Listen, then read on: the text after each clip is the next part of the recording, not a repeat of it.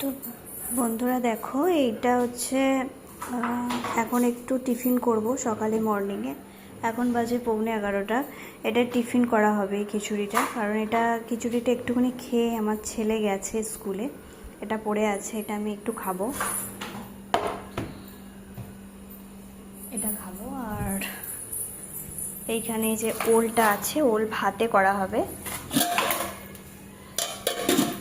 এই যে ওল ভাতে করা হবে। আর এইটা হচ্ছে কুমড়ো শাক দিয়ে ইলিশ মাছের মাথা দিয়ে ডিম দিয়ে করা হবে। আর এইটা আমাদের করা হয়েছে খেকশি ভাজা আর আলু ভাজা। এবার আমি মাছটা ভাজবো, সর্ষে ইলিশ করা হবে, মাছটা ভাজা হবে।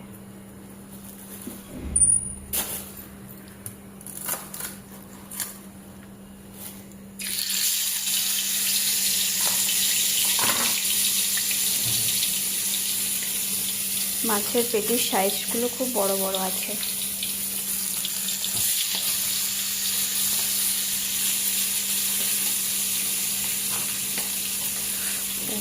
এই মাছের আবার মাঝখানে ডিম আছে।